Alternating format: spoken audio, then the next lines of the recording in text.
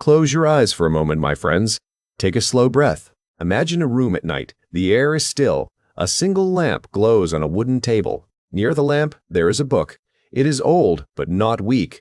Its cover is worn smooth by many hands. Its pages are soft at the edges. They carry dust, oil, memory, and time. Outside the window, the modern world keeps moving.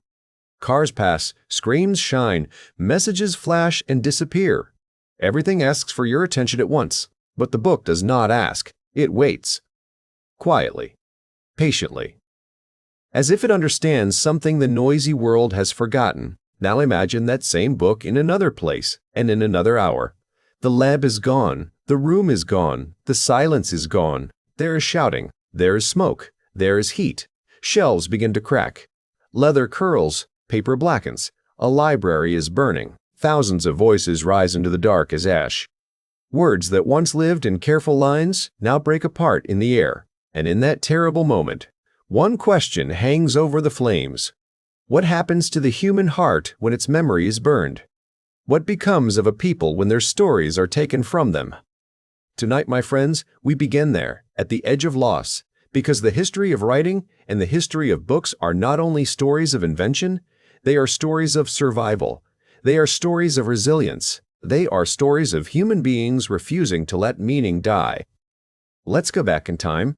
Far back, before paper, before print, before shelves, before titles on covers, before libraries with long halls and careful catalogs, before the alphabet itself.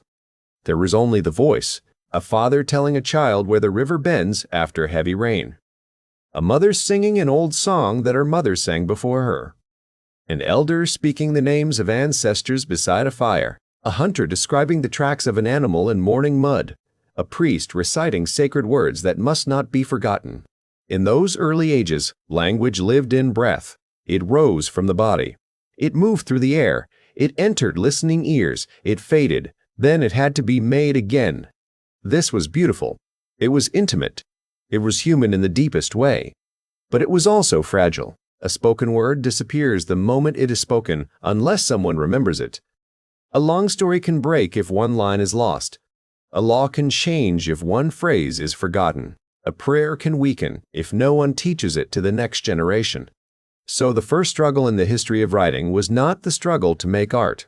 It was the struggle against forgetting. Human beings learned very early that memory is powerful, but memory is also vulnerable. The mind can hold much, yet the mind can tire. An elder can die.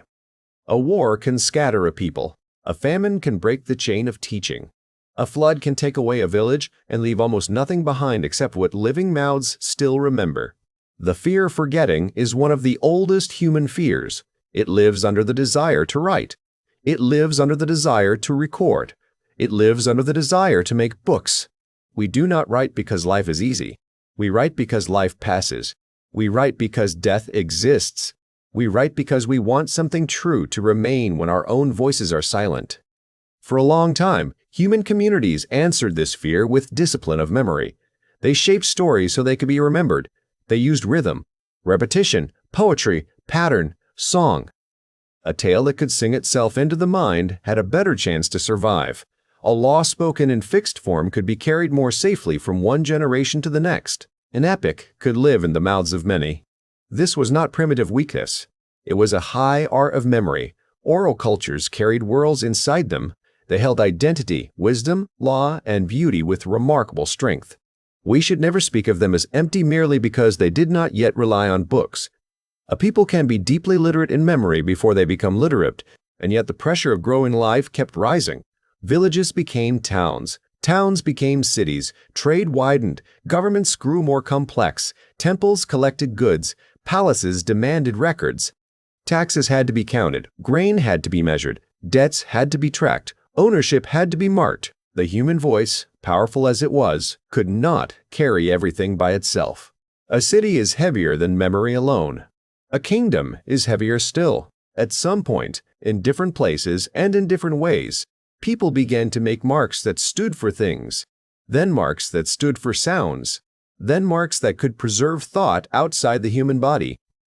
This did not happen in a single morning. No one woke up and said, "Now the age of writing has begun."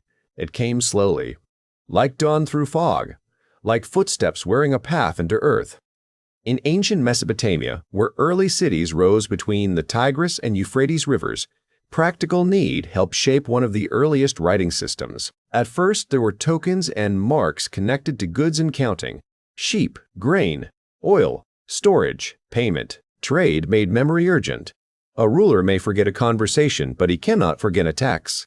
A merchant may forget a joke, but he cannot forget how many jars are owed. So hands pressed signs into wet clay with cut reeds. Little wedge marks appeared. Over time, those marks became more organized, more flexible, more powerful. This is what we now call cuneiform. Think of how humble that beginning feels. Writing did not first appear in a golden poem or a noble speech. It appeared in work, in labor, in counting, in administration, in the daily pressure of ordinary needs. There is something deeply human in that. Our greatest cultural revolutions often begin not in glory, but in problem solving. A person needs to keep track. A city needs a record. A temple needs an account. From that practical urgency, a new possibility opens. Thought can now remain after the thinker rises and walks away. A voice can now travel without a mouth. A command can survive the king. A prayer can survive the priest. A name can survive the body. In ancient Egypt, along the Nile, writing also took on sacred and royal forms. Hieroglyphs carried image, sound, and symbol together. They could honor kings, mark tombs, guide the dead, praise the gods, record offerings, and shape the visible power of the state. From very early on, writing stood close to authority. That closeness gave it prestige. It also gave it distance. If writing belongs to temples, courts, or the educated few, then many people live under its power without sharing in its use. This is one of the oldest shadows in the story of writing. Writing preserves knowledge, yes, but it also concentrates power. A written law can protect. It can also control. A written contract can create fairness. It can also trap the weak. A sacred text can comfort. It can also draw a line between those who may speak and those who must only listen. The story of books is never only tender. It always contains this question: who gets to write? And who is written about by others? Who gets to read? And who must live beneath words they cannot understand? In the ancient world, scribes stood at the center of this tension. To become a scribe required training, patience, memory, and often privilege. The scribe learned signs, forms, formulas, and discipline. He copied texts, counted goods, recorded payments, preserved laws, served kings or temples. The hand of the scribe could carry civilization, but not everyone could become such a hand. So from the beginning, writing was both a bridge and a gate. It connected human thought across time. It also created a narrow door that many could not yet enter. Even so, something extraordinary had happened. Human beings had learned to place memory into matter. Clay could now hold a promise. Stone could hold a name. Papyrus could hold a hymn. Once that ability existed, the world could never quite return to what it had been before.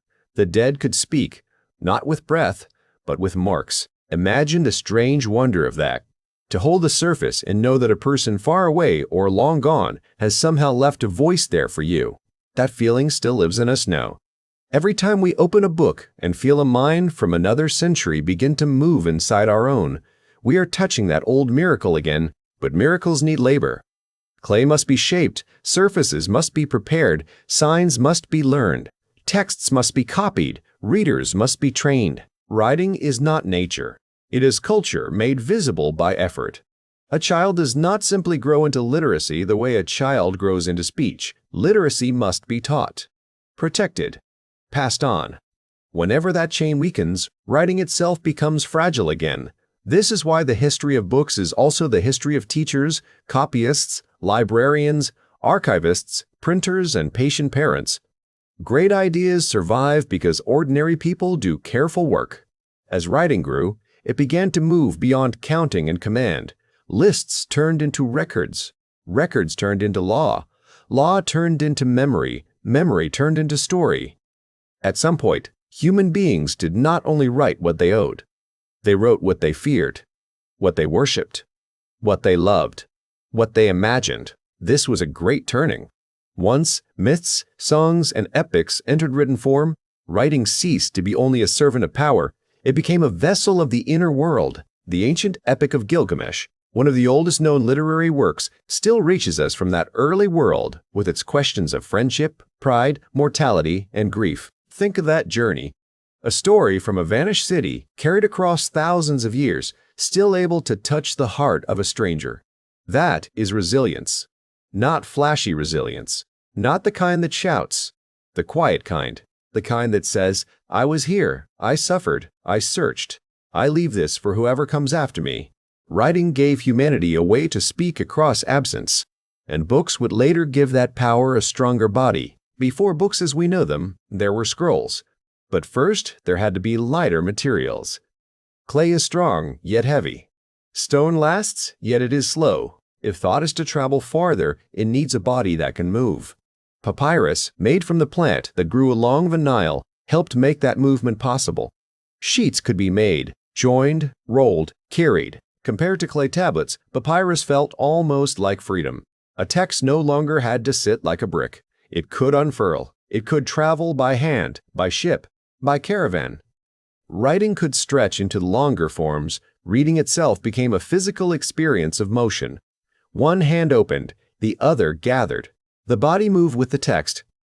Scrolls shaped the rhythm of ancient reading.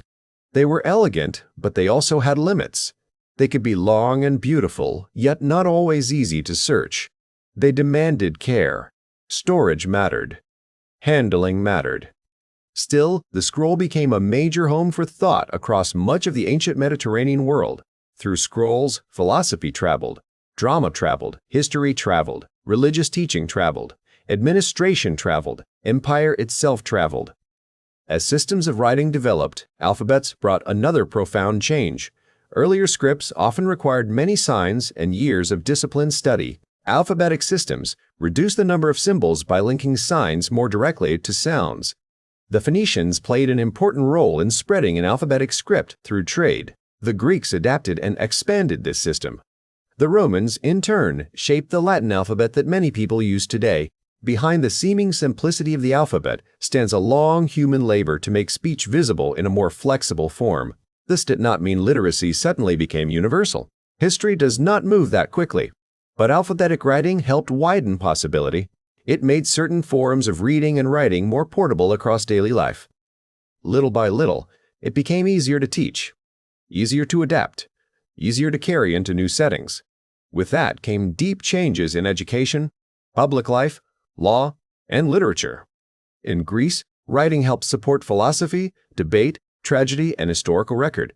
In Rome, it traveled with law, administration, engineering, letters, and empire. The written word became one of the great tools by which large societies governed themselves and imagined themselves. Yet again, the double nature of writing remained. The same Rome that preserved great literature used writing to organize conquest. The same schools that trained minds also trained obedience. A page can comfort, but a page can command. A text can question authority, but a text can also strengthen it. We must tell the story honestly. Books are not saints. Writing is not innocent. They are human instruments. Their moral shape depends on use, access, and interpretation. Still, amid all this complexity, one beautiful truth kept growing stronger. A written text can outlive the hour that made it. This gave rise to one of humanity's most moving dreams, the library. Imagine a room in the ancient world lined with scrolls. A scholar enters. A scribe copies. A student listens as a text is read aloud. Such rooms embodied a quiet hope. They said that memory matters. They said that the future deserves the past. They said that thought should not die with one generation. The Library of Alexandria later became the most famous symbol of that hope. Though many details of its history remain debated and complex, its meaning in human imagination is clear. It represents the longing to gather knowledge, to preserve voices, to hold the world in written form. And because it carries such longing, its losses echo through time. When a library burns, people feel more than the destruction of objects. They feel a wound to memory itself. Shelves hold more than paper. They hold possibility. They hold relationships between minds. They hold roads that lead beyond the narrow present. The destruction of a library tells us how fragile civilization can be. Yet the dream of the library returns again and again in many cultures because human beings keep rebuilding the house of memory after loss. The survival of ancient texts often depended not on one heroic event, but on copying. A scroll lived because someone copied it. Then someone copied the copy. Then someone preserved that copy. If the chain broke, a work could vanish. Many texts disappeared not through great public flames, but through quiet neglect. No one copied them. No one valued them enough. No one guarded them from decay. Loss in history is often silent. This is a hard truth. Civilization does not vanish only when invaders arrive. It can also thin and weaken through indifference. A text unread is already in danger. A book uncared for is already leaning toward absence. To preserve writing requires communities of attention. That is why resilience in literary history is rarely dramatic at first glance. It lives in repetition, in care, in the uncelebrated labor of those who refuse to let the chain break. Another great change slowly entered the story, the Codex. Instead of one long roll, the Codex gathered pages and bound them together along one side. It is the ancestor of the modern book. At first, the change may have seemed practical rather than grand, yet practical changes often shape the future more deeply than ceremonies do. A codex was easier to carry, easier to store in stacks, easier to open to a desired place, easier to use with two-sided writing, easier to compare across passages. The very act of reading changed. A reader could flip, return, mark, compare, move through a text with more freedom. Form changes thought. We often forget this because our own book form feels natural, but it is the result of long development. The Codex created a more intimate and flexible relationship between reader and text. It helped make study, devotion, and personal reflection more dynamic. Over time, it gained strength and became a dominant form in many parts of the world. As the ancient world gave way to later ages, religious communities played a crucial role in preserving texts. Monasteries, scriptoria, schools, and learned circles became vessels of continuity during periods of political change. Sacred writings were copied with care. Alongside them, in different ways and places, law, medicine, philosophy, commentary, and older literary traditions also survived through laborious transmission. We must not romanticize this world too simply. Preservation was selective. Some voices were valued, others were ignored. Some texts were copied again and again, others fell away. Still, the patient work of writing by hand kept a great deal alive that might otherwise have vanished entirely. Picture a scribe in a cold room, bent over parchment. The light is weak. The back aches. The fingers stiffen. Ink must be mixed. Surfaces must be prepared. Mistakes must be corrected carefully. The work moves line by line, day by day, sometimes month by month. A single manuscript may demand enormous effort. In such a world, a book is not a casual object. It is stored labor. It is eyesight given to the future. It is time made visible. Parchment, made from animal skin, played an important role in manuscript culture because it was durable and could be written on both sides. Materials always shape the life of writing. Clay invites one kind of text, papyrus another, parchment another. Later, paper would change the world again. Form and material are never neutral. They shape what can be written, how it can be stored, who can own it, and how it can move. In the age of manuscripts, books remained precious because they were costly. Materials were limited. Labor was slow. Copies were few. Ownership often belonged to religious institutions, courts, universities, or the wealthy. Most ordinary people lived near written language without sharing fully in it. They might hear texts read aloud in worship or law, but never hold a manuscript as a personal possession. Literacy remained uneven. Class mattered. Gender mattered. Place mattered. If you cannot read the law, power remains farther from your reach. If you cannot write your name, others may define you. If you cannot enter the text, you may still live under its judgment. So every widening of literacy in history has carried something quietly revolutionary. Meanwhile, beyond Europe, other regions were also shaping rich cultures of writing, reading, paper, and print. In China, paper had been developed centuries earlier, and woodblock printing created powerful ways of reproducing texts. Later forms of movable type also appeared in East Asia. This matters because the human story of books is not the achievement of one civilization alone. Many peoples searched for ways to preserve and spread thought. Human ingenuity rises in many places. It is a shared inheritance. In the Islamic world, paper culture, scholarship, translation, science, philosophy, medicine, and literature flourished across broad networks. Books moved through cities, schools, courts, and intellectual circles. The transmission of knowledge across languages and regions shows us something essential. Writing does not simply sit in one place. It migrates. It is borrowed, adapted, translated, argued over, and reborn.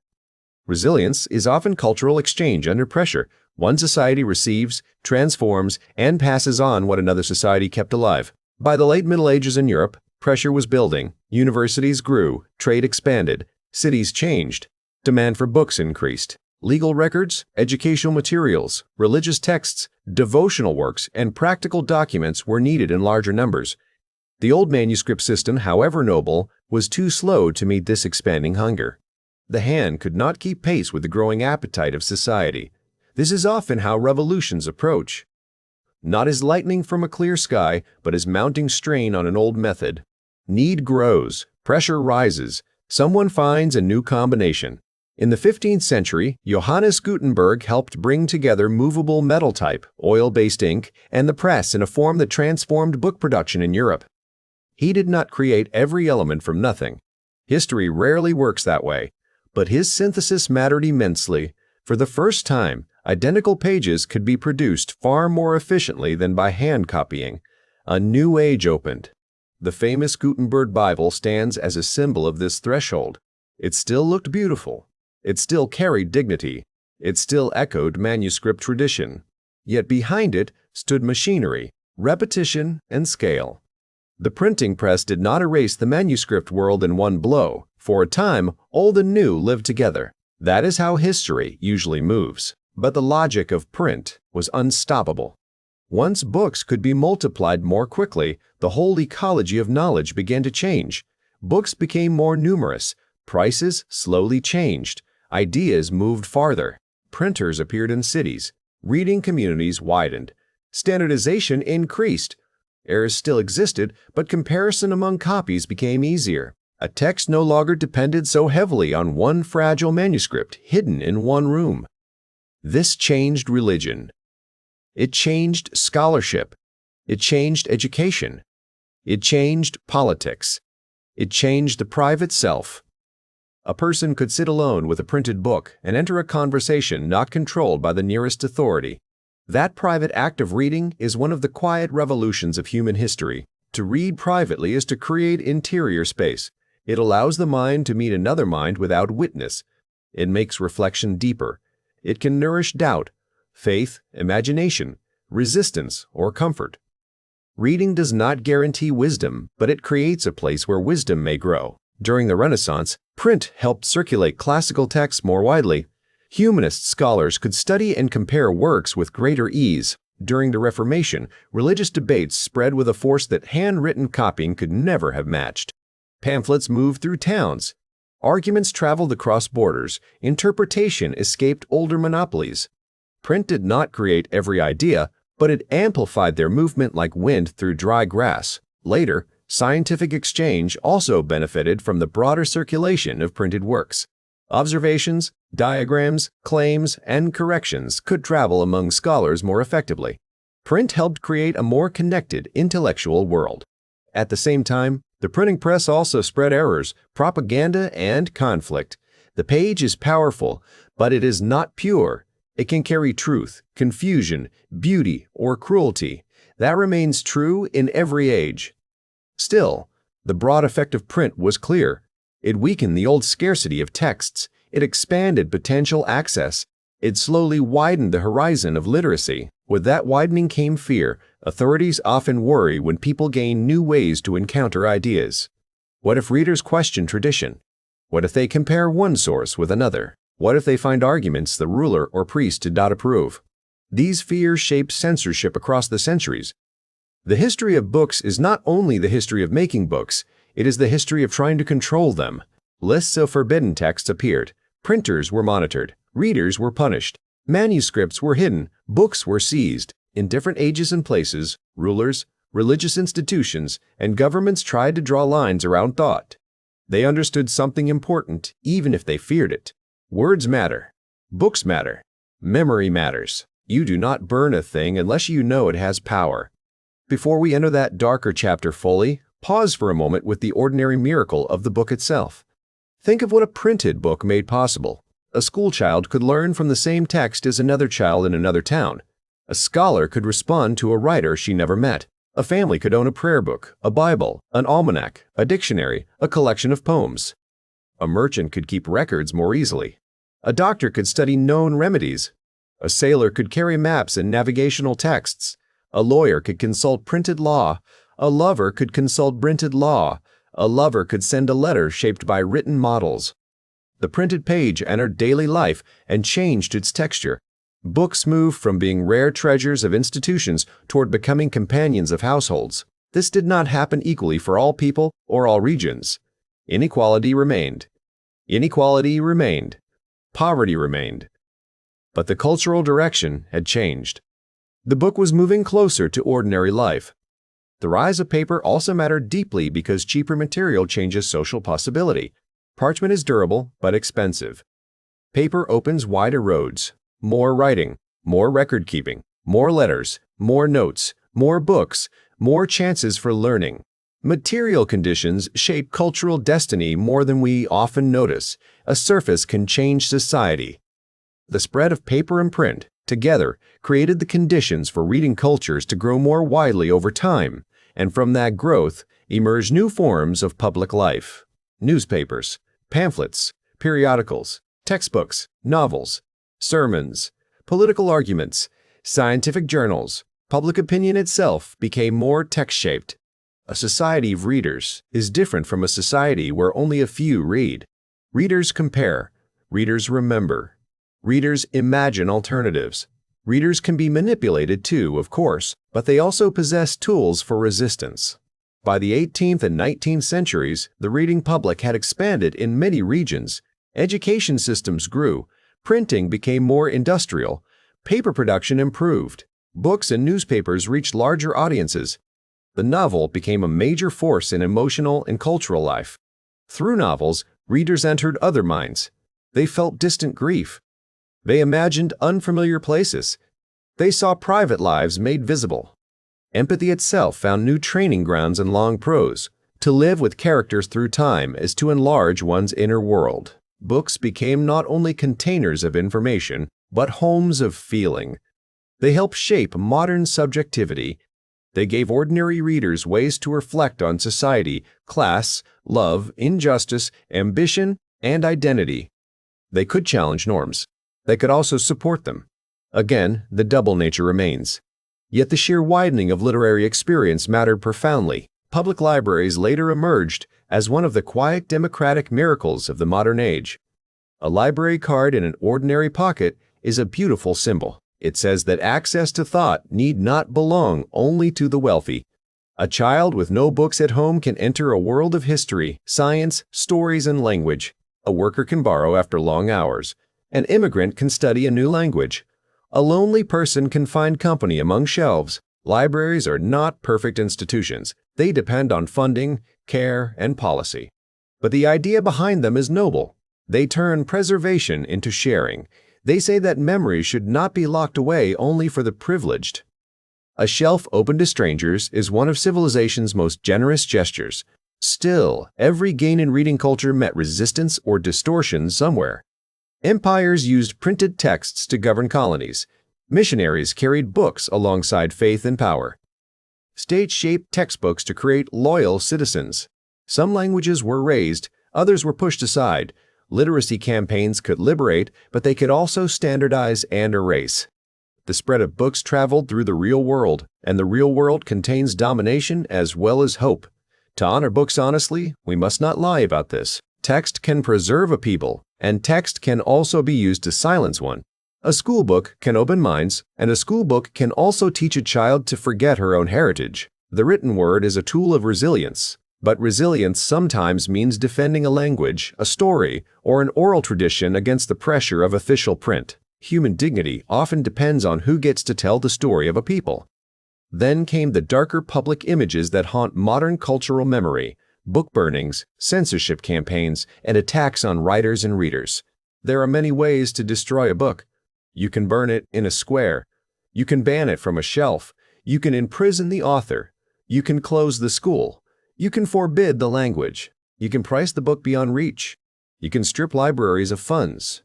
You can teach people that reading deeply is useless.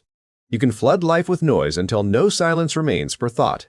History has used every one of these methods, and still, books have survived. That is the deep theme of tonight. Resilience. Not the shiny kind, not the kind sold in slogans. The real kind. The kind that keeps words alive under pressure. When the Qin dynasty in ancient China became associated with suppression of texts and scholars, or when later authorities in many lands banned books judged dangerous or impure, one pattern repeated. Power feared memory it could not fully command. In the 20th century, the Nazi book burnings of 1933 became among the most chilling examples of this fear made public spectacle. Crowds gathered, flames rose, certain authors and ideas were declared unclean. But even then, the fire could not finish the work. Books can die as objects. Ideas can still escape. A text may be copied, hidden, smuggled, memorized, retold, read in secret. A reader may carry forbidden pages beneath a coat. A teacher may teach quietly at a kitchen table. A prisoner may write on scraps. An exile may bring manuscripts across borders. Words find roads when ordinary roads are closed. Think of the courage hidden in these acts. Someone risks punishment to preserve a poem. Someone hides a novel. Someone hides a novel. Someone rebuilds a library after war. Someone saves a box of letters from a ruined house. Someone teaches a child to read in a language others tried to erase. These are not always grand public acts. Often they happen in small rooms, in whispers, in quiet gestures, yet they are among the most moving acts in human history because they defend the right to memory, interpretation, and inner freedom. A person protecting a book is often protecting more than paper. They are protecting the possibility of another way of seeing reality, another way of naming the self, another way of imagining justice or dignity. In this sense, books have often stood close to the idea of human freedom, not because every book is liberating, but because the existence of many books allows comparison, complexity, and dissent. War has repeatedly shown how vulnerable written culture can be. Libraries bombed, archives looted, manuscripts burned, local newspapers lost, family letters destroyed. A burned archive is not only a loss for scholars. It is a wound in communal memory. It erases evidence of ordinary lives. It silences neighborhoods, languages, and relationships.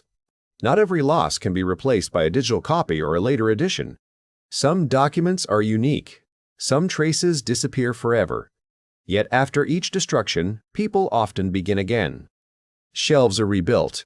Collections are restored. Catalogs are remade. Donations arrive. A community gathers to say, "We will not let our memory end here." That response matters. The rebuilding of libraries after disaster is one of the clearest signs that human beings understand memory as part of dignity. There is also a slower danger, one less dramatic than flames. Neglect. A culture does not need public fire to lose its books. It only needs to stop caring for them. Close the libraries. Cut the funding. Treat reading as decoration instead of necessity.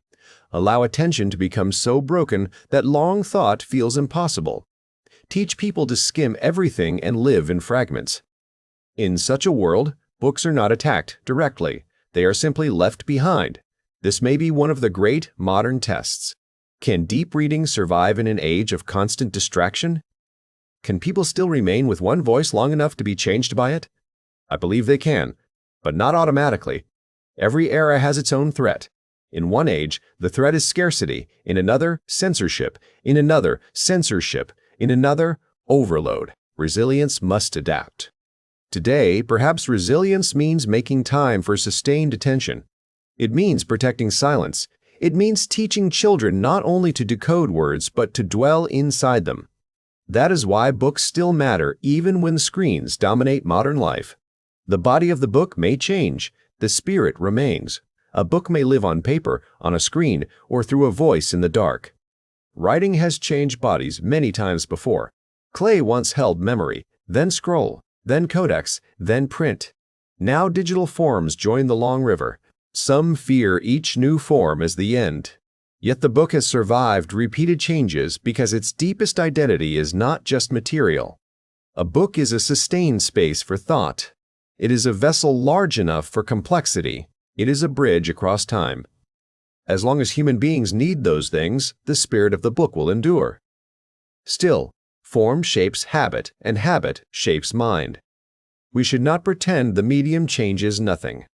The way we read influences the way we think. That is why the future of books is also the future of attention, memory, and interior life. Now let us return to the quiet room where we began. The lamp still glows. The world outside still rushes. The book still waits. But after this long journey, perhaps it no longer seems small.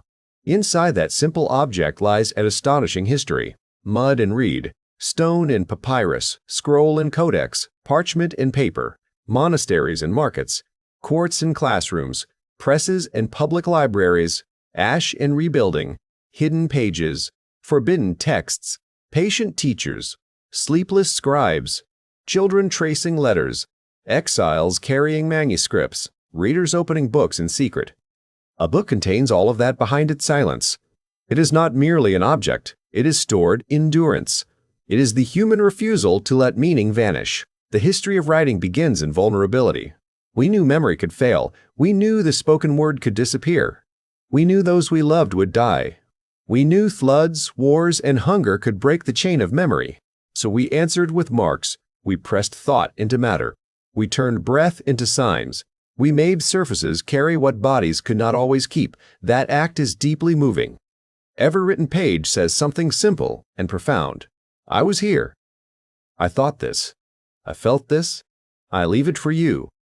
And every reader, centuries later, answers in silence. I hear you. That exchange is one of the great mercies of civilization. It allows the lonely to find company, the grieving to find language, the confused to meet an older wisdom, the restless to discover that others were restless before them. Books cannot solve every human problem. They do not feed the hungry by themselves. They do not stop war simply by existing. They can be used for harm as well as good. We have seen that clearly. Yet even with all those limits, books remain one of the strongest tools of inner resilience ever made. For those learning English, this history carries a special comfort. Every new word you learn joins you to a long human story. Language learning can feel slow. A page may seem hard. A sentence may resist you. Meaning may slip away and return only after effort. But remember this. Writing itself was not born easily. Books did not survive easily.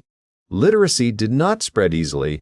You are part of that same tradition of patient strength. Each time you return to a difficult page, you are practicing resilience. You are saying that understanding matters, that your mind deserves room to grow, that another door can still open. There is dignity in that, deep dignity. Language is not only grammar, it is access. It is memory. It is voice. It is the ability to enter another person's thought and to shape your own with greater care. And perhaps that is one of the quiet life lessons hidden inside the history of books. Resilience is not hardness. It is not pretending that loss does not hurt. It is not refusing grief. True resilience is the decision to keep meaning alive, to keep memory alive, to keep passing light from one hand to another even when the night is long. Scribes did this. Librarians did this. Teachers did this. Parents did this. Weeders did this. Some copied by candlelight. Some printed in noisy workshops. Some smuggled pages across borders. Some simply sat with a child and helped a difficult word become clear. Small acts, repeated faithfully, that is how the chain endured. Great civilizations are not sustained only by kings, armies, or monuments. They are sustained by people who protect memory in humble ways. When you next see a book on a shelf, or a notebook on a desk, or a child tracing letters, I hope you will see more than paper. I hope you will see a long river carrying human memory through deserts, kingdoms, monasteries, ships, revolutions, classrooms, prisons, bookstores, libraries, and bedrooms. I hope you will feel how much labor lives behind every page. I hope you will understand why books can feel almost sacred even when they are ordinary. A worn novel, a school dictionary, a family Bible, a stack of letters in a box, a borrowed library book, a textbook full of notes, a poem folded in a pocket. These are humble objects, but humility is often where human greatness hides, not always in loud victories, often in quiet preservation. The history of writing is the history of our effort to outlast silence. The history of books is the history of our effort to make memory portable, shareable, and durable. The theme that runs through both is resilience. The resilience of the human voice. The resilience of the hand that writes. The resilience of the reader who returns. The resilience of communities that rebuild libraries. The resilience of languages that survive pressure. The resilience of stories that refuse to disappear even when power tries to erase them. This is why books still matter, not because they belong to the past, but because they teach us how to remain human under pressure. They slow us down. They deepen us. They give us room to think, to feel, to compare, to remember, and to imagine a life larger than the narrow demands of the moment. So tonight, my friends, as the lamp grows softer and the world outside continues its restless motion, let the old book on the table mean something new to you. Let it be not only a thing to read, but a sign. A sign that human beings have spent thousands of years fighting against forgetting. A sign that fragile marks can outlast empires. A sign that silence can be crossed. A sign that attention is a form of love. A sign that what is true and worth keeping must be passed on with care. In the end, that may be the quiet prayer behind all writing. Read, write, remember. Pass it on. The first marks in wet clay began that prayer. Scrolls carried it. Scribes guarded it. Printers multiplied it. Libraries shared it. Readers renew it every day. And now it rests gently in your hands too. May your life always have room for good books, patient learning, and the courage to keep turning the page. May you protect the fragile light of understanding when the world grows loud. May you remember that every word worth keeping survives because someone cared enough to preserve it. And may you know, in your own quiet hours, that to read deeply is not to step away from life, but to return to it with a fuller heart. Until next time, my friends, sleep well.